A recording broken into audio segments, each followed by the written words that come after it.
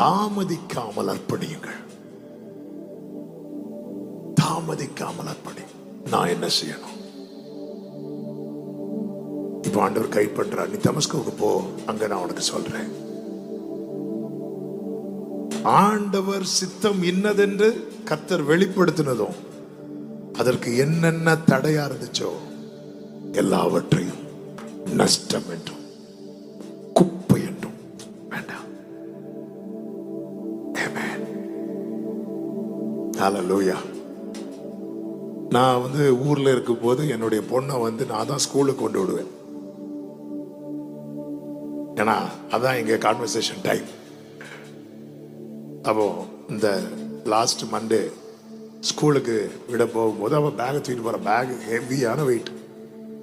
நேர தூக்கிட்டு போயாச்சு. அந்த என்ட்ரன்ஸ்லேயே விட்டுறணும், கேட்லேயே விட்டுறணும். அதுக்கப்புறம் உள்ள போகணும். அந்த கேட்டு கிட்ட போனது, டாடி வெயிட் அப்படின்னா. என்னம்மா? டாடி, என் பேக்ல எக்ஸ்ட்ரா நோட் இருக்குன்னு நினைக்கிறேன். இன்னைக்கு இந்த சப்ஜெக்ட் கிடையாது. இன்னைக்கு இந்த சப்ஜெக்ட் எங்களுக்கு கிடையாது டாடி. அந்த நோட்டு வேண்டாம் டாடி. உடனே அந்த இடத்துல வச்சு பேகை ஓப்பன் பண்ணி அன்னைக்கு என்ன தேவையோ அதை மட்டும் வச்சுக்கிட்டு மீதி எல்லாம் அவளே எடுத்து என் கையில கொடுக்குறான். இதை கொண்டு போயிருங்க டாடி. அதுக்கப்புறம் அந்த பேக் வெயிட் குறைஞ்சிட்டு அது தூக்கி போட்டு போறான். இதுதான் பவுல் செஞ்சது. கர்த்தர் நிறைய இருக்கு, நிறைய லக்கேஜ் இருக்கு, நிறைய வச்சிருக்கிறோம். நம்ம ஒரு ட்ராக் ஆண்டவர் ஓபன் பண்ணிட்டா, இதான் போவோம் ட்ராக். இதுல எது எது தேவை அது மட்டும் எடுப்போம். எது தேவையில்லை வேஸ்ட் லக்கேஜ். தேவையில்லாததெல்லாம் வேஸ்ட் தானுங்க. தேவையில்லாத வேஸ்ட். பழைய 500 ரூபாய் நோட்டு, 1000 ரூபாய் நோட்டு இப்போ என்ன ஆகுது? செல்லாது. ரிசர்வ் பேங்க்ல கொடுத்தாலும் இப்போ இனி என்ன பண்ண மாட்டாங்க, வாங்க மாட்டாங்க. அப்ப அது என்னதான் இனி? வேஸ்ட். வேஸ்ட். என் ட்ராக்ல பயணிக்க எது எனக்கு தேவையில்லையோ அது எனக்கு வேஸ்ட். இன்னொருத்தங்களுக்கு அது ட்ரெஷரா இருக்கலாம், எனக்கு அது வேஸ்ட். முழுமையா அர்ப்பணிக்கும் போது கர்த்தர் இந்த மனநிலையை கொடுக்கிறார். தாமதிக்காம.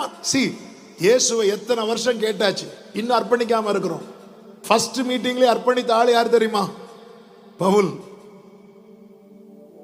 அதுவும் பெரிய பிரசங்கம் கிடையாது. நீ துன்பப்படுத்துகிற இயேசு நான் அப்படின்னார். ஜீசஸ் யாருன்னு தம்மை காண்பித்தார். சரண்டர் பண்ணிட்டான் ஃபுல்லா. இவன் லைஃப்ல எவ்வளவு போராட்டங்கள், நெருக்கங்கள் வந்துச்சு. ஆனா பவுல் லைஃப்ல என்ன இல்ல தெரியுமா? தோல்வி இல்லை. அந்த பவுல் சொல்றாரு, I have finished my course. என் கோர்ஸை நான் கம்ப்ளீட் பண்ணிட்டேன். என் ரேஸை நான் கம்ப்ளீட் பண்ணிட்டேன், ஃபினிஷ் பண்ணிட்டேன். இது முதல் நீதியின் கிரீடம். ஜெயிக்கிறவனுக்குன்னு ஒரு கிரீடம் வைக்கப்பட்டிருக்கிறது. அது எனக்காக வைக்கப்பட்டிருக்கிறது. லைஃப்ல ஒருத்தன் ஜெயிச்சிட்டானா அவன் மரணத்துக்கு கூட பயப்பட மாட்டான். அவன் மரணமே உன் கூற. அவன் லைஃப்ல ஜெயிக்கணும். இன்னைக்கு ஒரு சின்ன கொசு பறந்து வந்தா கூட பயப்படுறோம். அது ஏதோ கொண்டு வருதுன்னு தெரியல. லைஃப்ல ஜெயிக்கிறவன் மரணத்துக்கு கூட பயப்பட மாட்டான். வாழ்க்கையில ஜெயிக்கணும். இயேசுவுக்கு முழுமையான இடம். இயேசுவை எப்பொழுது முன்னாக நிறுத்திக் கொள்ளுங்கள்.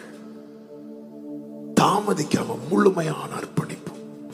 மோசே அதை செய்தான், ஏசாயா அதை செய்தான், ஈசாக்கு பலிபீடத்துல முழுசா வச்சான்.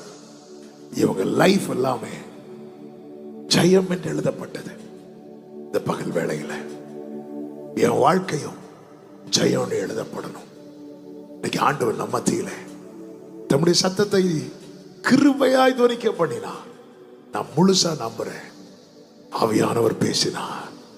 எத்தனை பேர் வாழ்க்கையில ஜெயிக்கணும்னு விரும்புறீங்க?